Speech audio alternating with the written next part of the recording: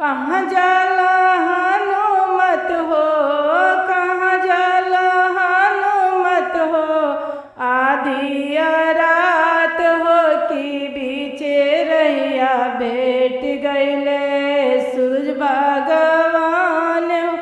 कहाँ जाला हनुमत हो, कहाँ जाला हनुमत हो, आधी रात हो कि बीचे रहिया भेट गईले सूरज भगवान हो कि बीचे रहिया भेट गईले।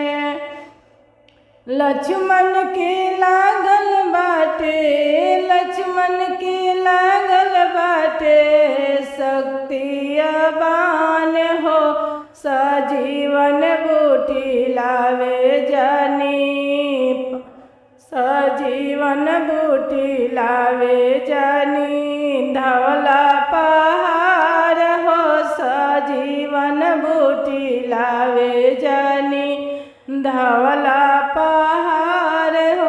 हट हट सूरज रहिया छोरा हमार हो कि करे जानी राम के काज हो कि करे जानी राम के काज हो कि बीचे रहिया भेट गईले सूरज भगवान हो कि बीचे रहिया भेट गईले सूरज भगवान। जबले ना आयम सूरज, जबले ना लौटम सूरज, होखे दिया ना बिहान हो कि अधेरतिया रहिया भेट गईले सूरज भगवान हो कि अधेरहिया भेट गईले। जबले ना लौट हनुमत, जबले न लौट हनुमत, होखे देम ना बिहान हो कि लक्ष्मण के लागल बारे शक्ति बान हो कि लक्ष्मण के लागल बारे शक्ति बान। सागर की रहिया धैले, सागर की रहिया धैले जाले हनुमान हो कि आधे रहिया भेट गईले सूरज भगवान हो कि आधे रहिया भेट गईले सूरज भगवान।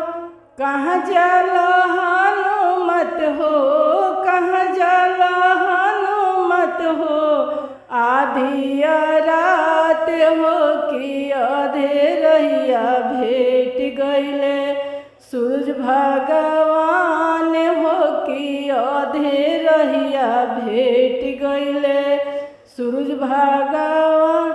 इतना वचन हनुमान सुनी के दिहले जवाब हो कि लक्ष्मण के लागल बरुए शक्ति बान हो कि धवला पहाड़ जानी लावे सजीवन बूटी कि लावे जनी सजीवन बूटी धवला पहाड़ हो कि लावे जनी सजीवन बूटी धवला पहाड़।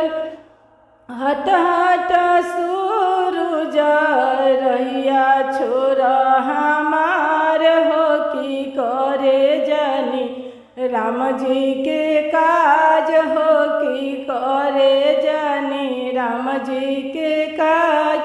जबले ना लौटब हनुमान, जबले ना लौटब सूरज होय ना बिहान हो कि लक्ष्मण के लागल बारे शक्ति बान हो कि लक्ष्मण के लागल बारे शक्ति बान।